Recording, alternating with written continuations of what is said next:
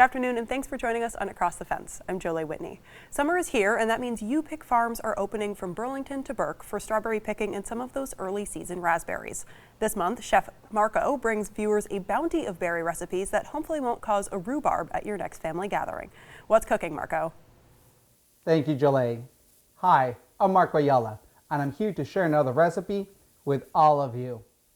And as the temperatures rise, we start getting our gardens ready.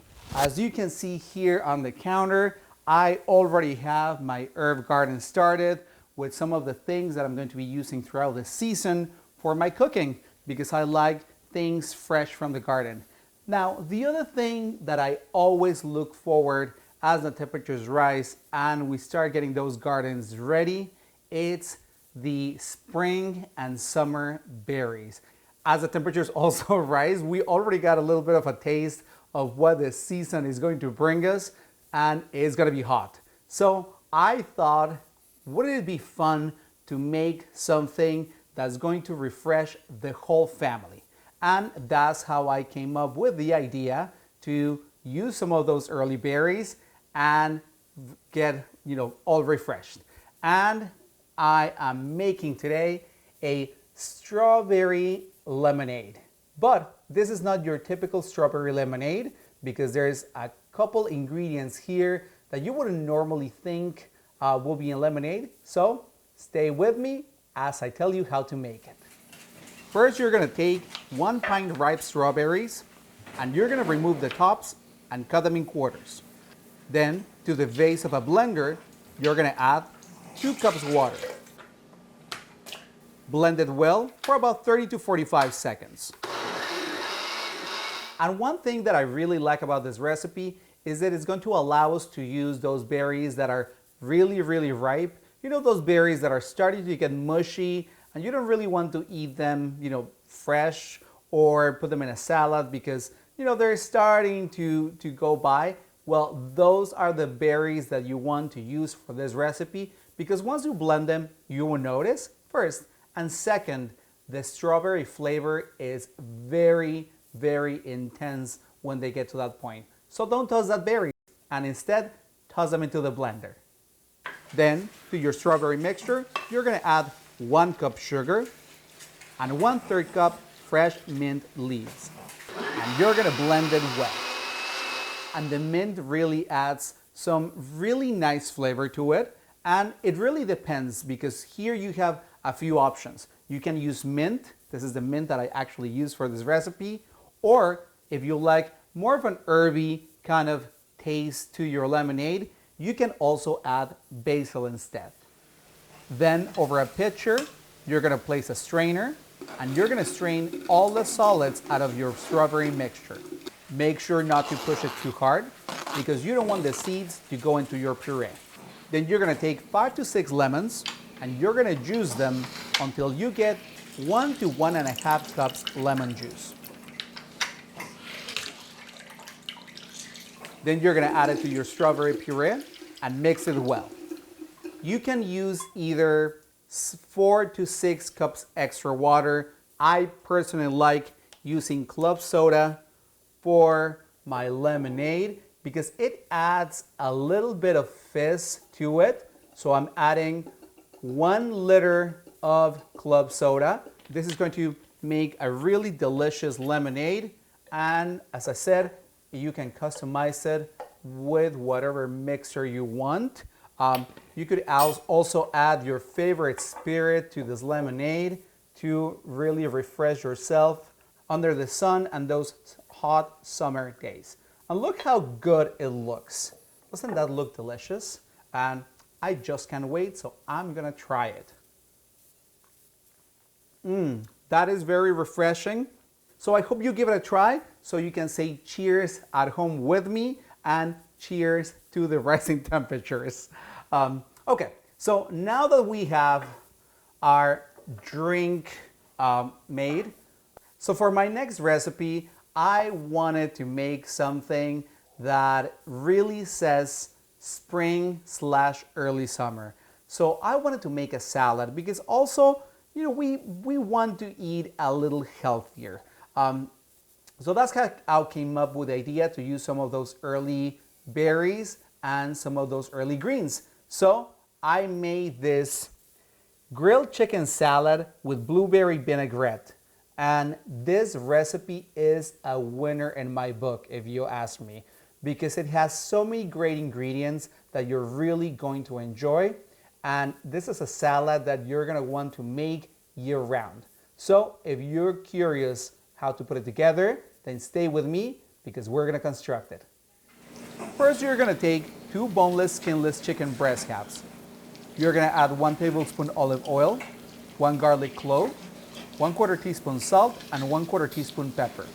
You're gonna let it marinate for 30 minutes, grill it, and then cut it into bite-sized pieces.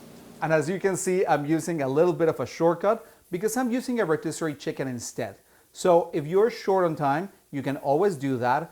Or the other thing that you can do is use some leftover chicken that you may have some from another recipe. So that way you're not wasting any of the food that you have in your fridge. To make the blueberry vinaigrette for our salad, to a bowl you're gonna add 1/4 cup olive oil, 1/4 cup blueberry preserves, 2 tablespoons balsamic vinegar, 2 tablespoons maple syrup, 1/4 teaspoon ground mustard, 1/8 teaspoon salt, and a dash of pepper.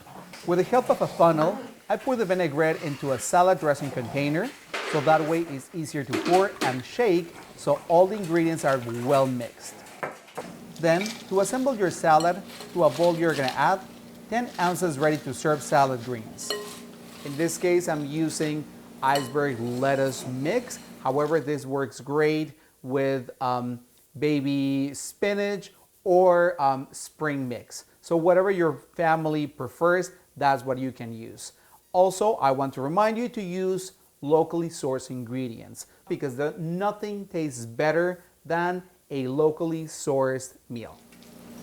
Then to your lettuce, you're gonna add your chicken, 1 cup fresh blueberries, 1/2 cup canned mandarin oranges, and 1 cup crumbled goat cheese.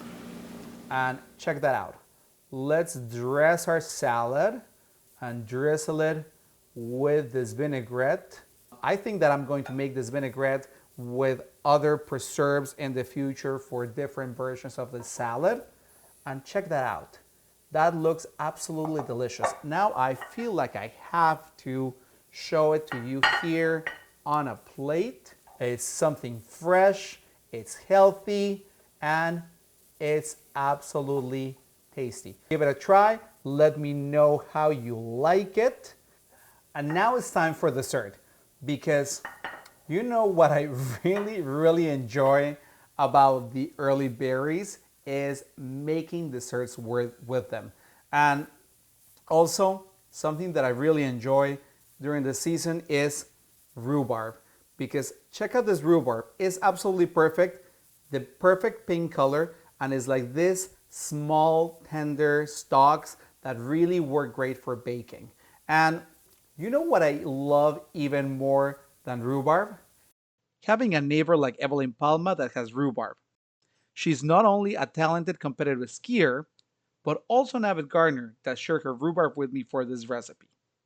So, having said that, check out the rhubarb strawberry pie that I made with the fresh berries that I got and this fresh rhubarb. It's a custard rhubarb strawberry pie. So, let me tell you how I made it. First, you're gonna cut your rhubarb into 1/4 inch thick pieces until you get about 3 cups. Then you're gonna cut and quarter some fresh strawberries until you get about 1 cup.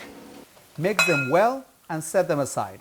Then you're gonna spray a 9-inch pie plate with non-cooking spray. And you're gonna add a 9-inch unbaked pie crust, set it well, and trim the edges. Then to your pie crust, you're gonna add the strawberry rhubarb mixture and make sure that it's evenly distributed. Next, to a bowl, you're gonna add 3 large eggs, 1 cup sugar, 3 tablespoons milk, 3 tablespoons all-purpose flour, and 1/4 teaspoon nutmeg. And then you're gonna make sure to whisk it well because you don't want any lumps from the flour or the eggs. Then you're gonna slowly pour the filling over the rhubarb mixture and make sure that everything is evenly distributed. Then you're gonna bake your pie at 350 degrees for 1 hour to 1 hour and 15 minutes until the center is set. I really think that nothing says Vermont like a good old strawberry rhubarb pie. And if you want to make it even better, to a little bowl you're gonna add 2 tablespoons strawberry preserves, some water to make it a little thinner, and then you're gonna use this to brush your pie as a glaze, and it looks fresh because it's all fresh ingredients that you're going to enjoy. So I hope you give this recipe a try. Let me know how you make your strawberry rhubarb pie at home. Let me know if you try this, and as I said, give us your feedback. And how can you do that? By connecting with Across the Fence through social media that you can see on your screen. So you can like us on Facebook, you can also follow us on X, or subscribe to our YouTube channel so you can get all these recipes, all the cooking segments, and all the great content of Across the Fence right on your phone or your computer. And to get all of these recipes that I showed you today, all you need to do is go to the UVM Extension website that you can also see on your screen right now, where not only we have a very extensive archive of recipes for any occasion, but also you can find, again, great content from UVM Extension there. And I am gonna say that from my kitchen to your kitchen, I hope you are enjoying the season. I hope you give this recipe a try, Jolie, and cheers. Thank you, Marco, and save me a piece of that rhubarb strawberry custard pie. Our thanks to the crew behind the scenes here at WCIX, who are as refreshing as a glass of that strawberry lemonade that Marco made. I'm Jolie Whitney. This is Across the Fence. Have a good one.